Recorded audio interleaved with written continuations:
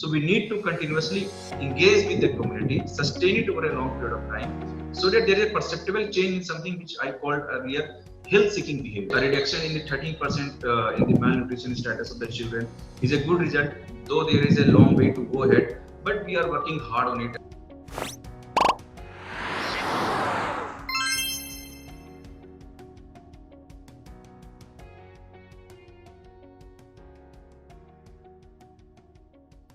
Today we have with us Shri Chandan Kumar, District Collector for the District of Sukma in Chhattisgarh. Mr. Kumar has done some great work in the district, especially with the tribal populations that he will walk us through today. Mr. Kumar, thank you for joining us today. Thank you. So, sir, tell us a little bit about your background and how you got to where you are. See, I'm Chandan Kumar and I am a 2011 batch IAS officer, and I joined this district Sukma 1.5 years back. Mm-hmm. And since before that I was in Rajnandgaon, before that in Kanke. So I have worked in multiple capacities in different districts, and this is my first district as district magistrate of Sukma. And this is how we have started here working in Sukma. And I'll let you know something about Sukma. Sukma is located in the southernmost part of the Chhattisgarh state, and it is a tribal predominant place. About 80% of the population here are tribal, and this is a very the forest cover is also very high. So that is how the scenario of this district is. Right. So tell us a little bit about the state of health and nutrition when you arrived into the district. What was it like? See, when we hear about Sukma, there are so many preconceptions that we have. Some of them are true, some of them are just rumors, you know. And so when we started off with Sukma 1.5 years back, I would tell you that even before coming here, I was a bit hesitate to come here. But when I came here, I got to see the good things of it, and some of the things that needed intervention. So talking about health, I would like to let you know that it has a history where the Sukma district went through a lot of LWE related violence, left-wing extremism related violence, and it was in peak in year 2007, and it saw a lot of destruction of our schools, destruction of health institutions, destruction of unemployed centers, and that created a kind of environment and a kind of psychology in people that nobody would like to come here to work, and those professionals who were already engaged in these institutions were no longer willing to work here, and they fled from this place. And there was a huge gap of the services that were supposed to be delivered but could not be delivered because of the situation and the environment that was existing. So a couple of years back, the improvements started taking place. People started making effort to bring back those institutions into place, and it got a lot of pace after the new district was carved out in the year 2012. So that's how we started working for the welfare of this district. And I'll tell you, when I joined this district, I could see some of the very perceptible gaps in the health and the nutrition sectors. If I talk of the health sector itself, say about one of the parameters, institutional delivery, it was just 63%. And if I talk of the malnutrition, it is one of the high stress districts in the country, entire country. And it was around 45%, and this 45% is also because it would have gone even higher had we had covered some of those places which were otherwise inaccessible. So I would say around 50% of children who were there in our institutions, we have a recorded rate of 45% were malnourished. So this is how we found a lot of gap between what was out to be and what was actually on the field. So definitely there was a lack of infrastructure, there was a lack of human resource. There was also a kind of environment and a kind of thinking, a preconception that people would not like to go and work in the very, very remote and interior places where the intervention was of utmost importance. So, so you've come from a situation like that where there was so much disruption and poor access of care to a situation now where you are, in the top 10 aspirational districts. So how has that come about? What are some strategies and models that you have used to turn this around? See, first we identified that what are the reasons for this kind of situation.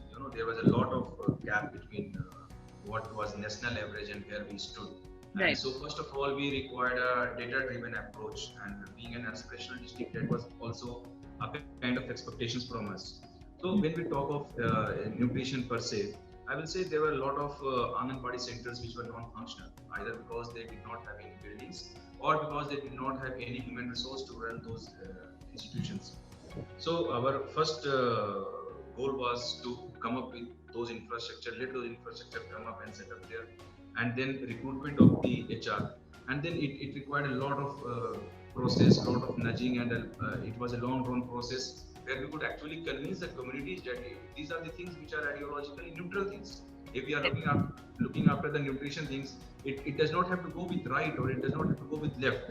It is something that everybody requires. You belong to whatever ideology you can support, but nutrition is something which is very much ideologically neutral things, and that's how we went there, and we could convince the communities that they should provide us a space to work with them.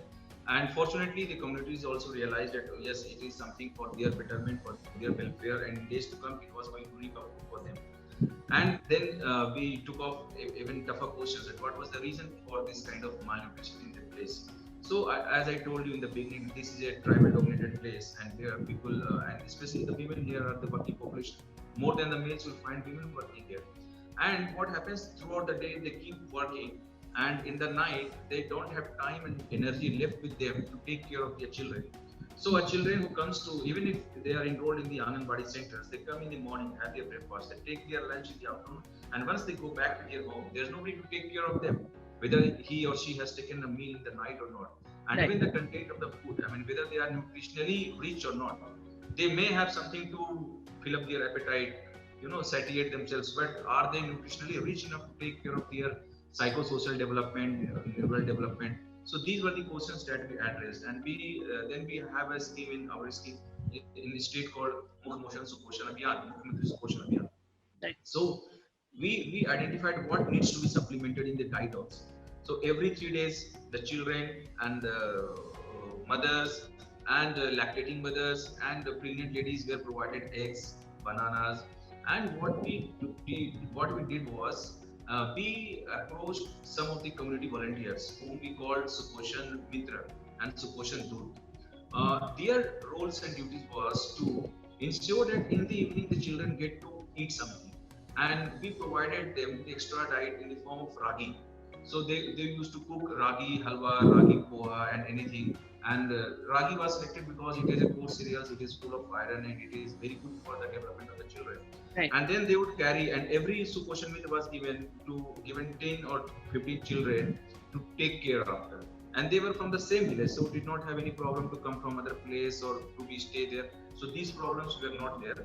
And then they did their job very dutifully.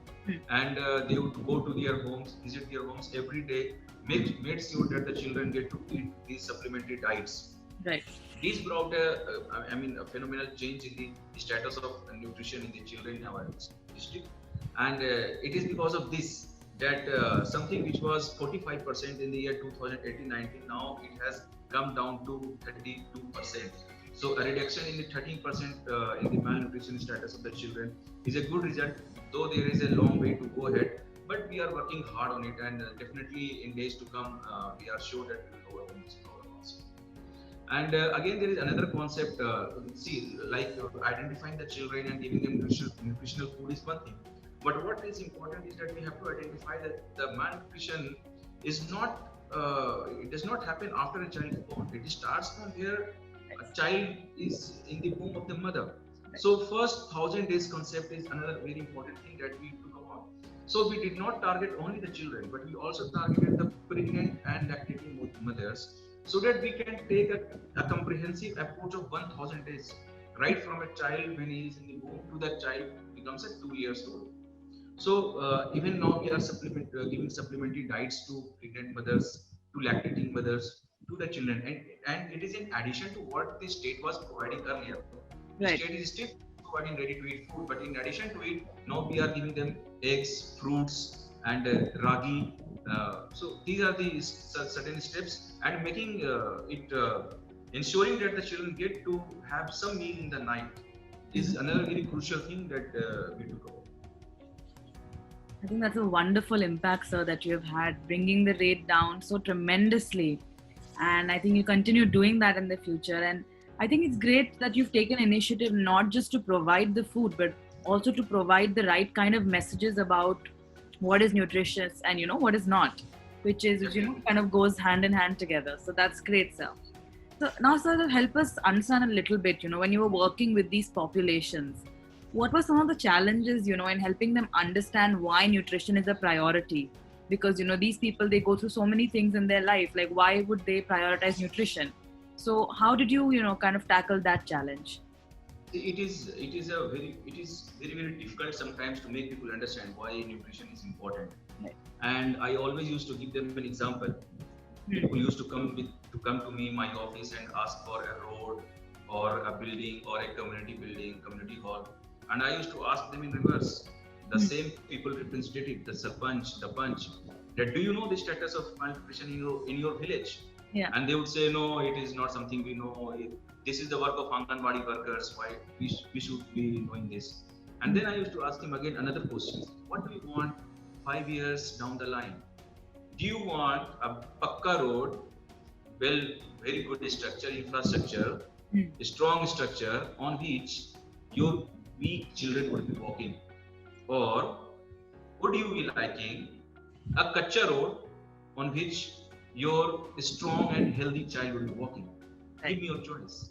And it is at this point that they would understand the importance of nutrition. And I'll be surprised to tell you that there have been cases where initially there was a lot of reluctance for Anganwadi. We would not even find a woman who was willing to man an Anganwadi centers. Right. And so that these were the kind of hurdles and challenges. Another challenge was communication. Right. That language gap is always there. Communication barrier was always there. Gondi is the language in most part of the district, whereas our people from Women and Child Development Department would not be knowing most of the times those languages. Right. So definitely, this is where our Siksha, our Suposhan Mitra and Suposhan Doots role became very prominent. And they were working with a lot of zeal, and just because they were given incentive also, if a child comes out of malnutrition status to a nutritious status, they would be given 1800 rupees per child. So there was a whole lot of comprehensive approach taken up, and community members were nudged to think in this direction, where Anganwadi centers, their children were made to feel important rather than a pakka sadak or something. They're also important, but let us prioritize health and nutrition would always be the first if we are comparing a lot of given choice and options. So this is how, and then here a lot of people representatives we came across. We held a lot of conferences, meetings, and block level, village level. That is how we were able to make reach to them. Most important of it all, there were some institutional structures which needed a push from our side. There is something called Village Health and Nutrition Committee, VHNC. It is there in every village. On paper, it is existing in all the villages. But whether they are holding their meetings frequently, whether they are having their discussions which they are supposed to do, whether there is any intelligible set of activities happening there, right. Health and Women and Child Development. These are the two departments when we talk of administration. But to me, they are one and the same things. They are supposed to do the same things. Their target population are the same people. So we extended the VHNC, Village Health and Nutrition Committee. We also made it a point that no meeting will be held where only one department comes. Whenever we'll take meetings, wherever we will review, wherever we will monitor, it is the both departments who will sit together. It is important that they communicate with each other. Right. Rather than one is communicating with people, then another set of departments communicating. So this is how we try to bring the departments together, try to strengthen the agency.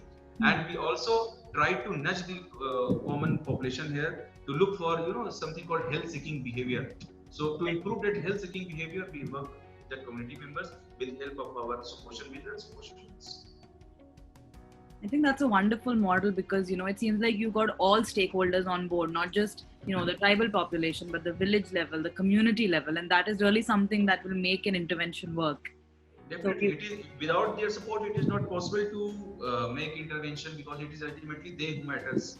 Right. I mean, even if there are 5 children and 5 set of families, but in a tribal village setup, it's the entire village that matters. That's What is the opinion of the whole village about the Anganwadi, or what is the opinion of the whole village whether they should come up with some development in the Anganwadi centers or health centers? It will be a decision of the whole community, and that's how we are going to sustain it. If it is I want these things to continue for times to come, because we have just made a start to reach that destination, to reach our target where we should have no children who should be identified as malnourished. So we need to continuously engage with the community, sustain it over a long period of time, so that there is a perceptible change in something which I called earlier health-seeking behavior. Right. That I have, that you have, but if you come and see here in the villages, you will find it lacking there. Right. This brings us to the end of our interview. Thank you so much for being present today. Thank you, and I can just speak for all of the people who are going to be watching this, that it was so insightful to see such a great impact that you have had in your district. And we really hope that other districts can learn from this and scale up their models in a way that you have. So thank you, sir, and we wish you all the best for all your nutrition efforts. Thank you, madam.